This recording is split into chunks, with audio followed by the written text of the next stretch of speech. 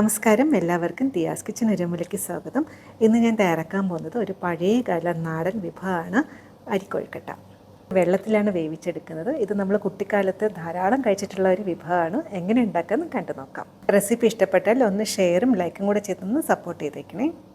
അതിനായി 1 കപ്പ് മട്ട റൈസ് നന്നായിട്ട് കഴുകിയതിന് ശേഷം 7 മുതൽ 8 മണിക്കൂർ കുതിരാനായിട്ട് വയ്ക്കുക.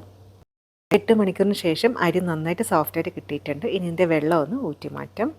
ഇങ്ങനെ ചെയ്ത് വെക്കുകയാണെങ്കിൽ പെട്ടെന്ന് തന്നെ വെള്ളം പോയി കിട്ടും. ഇനി ഇത് മിക്സിയിൽ വലിയ ജാറിലിട്ട് ചെറുതായിട്ടൊന്ന് പൊടിച്ചെടുക്കാം. ഇതുപോലെ ചെറിയ തരിതരിപ്പായിട്ട് പൊടിച്ചെടുത്തതിന് ശേഷം 1 ടീസ്പൂൺ നല്ല ജീരകം, 1 കപ്പ് നാളികേരം, കുറച്ച് വെള്ളം കൊണ്ട് ഒഴിച്ചതിന് ശേഷം നന്നായിട്ടൊന്ന് അരച്ചെടുക്കാം. അരച്ചെടുത്തത് ഒരു ബൗളിലോട്ട് മാറ്റാം. ഇതിലോട്ട് ആവശ്യത്തിന് ഉപ്പും കൂടി ചേർത്തതിന് ശേഷം നന്നായിട്ടൊന്ന് മിക്സാക്കി എടുക്കാം. ഇനി ഇതിൽ നിന്ന് ചെറിയ ചെറിയ ബോൾസാക്കിയൊന്ന് ഉരുട്ടിയെടുക്കാം. മാവെല്ലാം ഇതുപോലെ ബോൾസാക്കിയൊന്ന് ഉരുട്ടിയെടുത്തിട്ടുണ്ട്. ഇനി കുറച്ച് വെള്ളം നന്നായിട്ട് തിളയ്ക്കാനായിട്ട് വയ്ക്കുക. വെള്ളം നന്നായിട്ട് തിളച്ചതിന് ശേഷം ആവശ്യത്തിന് ഉപ്പ് ചേർത്തെടുക്കുക. ഇനി നമ്മൾ റെഡിയാക്കി വെച്ചിരിക്കുന്ന ബോൾസ് ഓരോന്നായിട്ട് ഇതിലോട്ട് ഇട്ട് കൊടുക്കുക.